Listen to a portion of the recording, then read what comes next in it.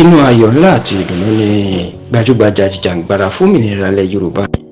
olóyè Sunday Adéyẹmọ ẹni tó pè yàn mọ̀ sí Sunday Igboho àti ọ̀pọ̀ àwọn ajìjàǹgbara fómìnira ilẹ̀ Yorùbá tí wọ́n ń pè ní Yorùbá Nation agitators inú ìdùnnú ńlá ni wọ́n wà o pẹ̀lú bí a ti ṣe jáwé olúborí ńlá ní ilé ẹjọ́ Community Court of Justice ti àjọ ECOWAS Economic Community of West African States ìyún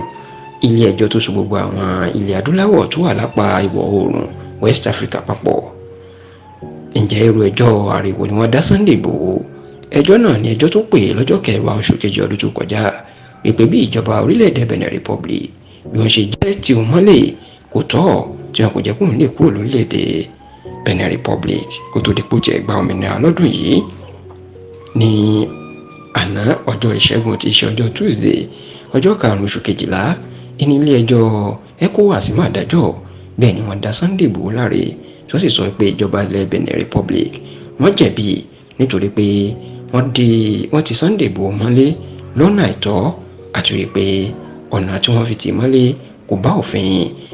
kò bá òfin mu tó sì tó fi ẹ̀tọ́ ọmọnìyàn dùn. Ilé ẹjọ́ ECOWAS wọ́n wá pàṣẹ o wípé kí orílẹ̀-èdè Benin Republic kí wọ́n fún Sunday Igboho ní 20 mílíọ̀nù náírà owó sẹ́fà ti ilẹ̀ Benin Republic ní àárín oṣù mẹ́ta tí àwọn ti gbé ìdájọ́ ìkalẹ̀. Àwọn tó dájọ́ ẹni onídàájọ́ Gbèrèbé Ochara àti onídàájọ́ Senku Hemkoro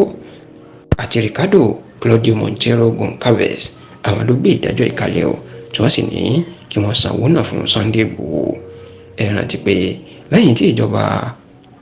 ààrẹ àná ajagunfẹ̀yìntì Muhammadu Buhari tí wọ́n kọ́lé ilé olóyè Sunday Igboho lọ́gànjọ́ òru ọjọ́ àkọ́kọ́ nínú oṣù keje ọdún 2021 tí wọ́n pààyàn nílé ẹ̀sọ́ tó bà dúkìá jẹ́ ní ọkùnrin náà sá kúrò lórílẹ̀‐èdè yìí lọ sórílẹ̀‐èdè Benin Republic ìyẹn ní ìlú Kútọ́nù ṣùgbọ́n tí wọ́n tún mú ní ìlú Kútọ́nù tí wọ́n fi sátìmọ́lé kó tó di pọ́n padà tú sílẹ̀ tó sì pẹ́ ní ọ̀hún kó tó gba òmìnira tó kúrò lọ sí orílẹ̀‐èdè Germany lọ́sẹ̀ díẹ̀ sẹ́yìn. Níṣẹ́ nínú ọ̀pọ̀ àwọn ọmọ Yorùbá ìní wọ́n ń dùn tí wọ́n ń kí Sunday Igboho kú oríire wípé òtítọ́ ọ̀rọ̀ padà farahàn nítorí pé béèyàn bá ti wà lórí òdodo bí ìdájọ́ òdodo ṣe máa ń wáyé náà nìyẹn tí àwọn ọmọ lẹ́yìn Igboho wọ́n sì ń bá ọkùnrin náà ṣàwàdà wípé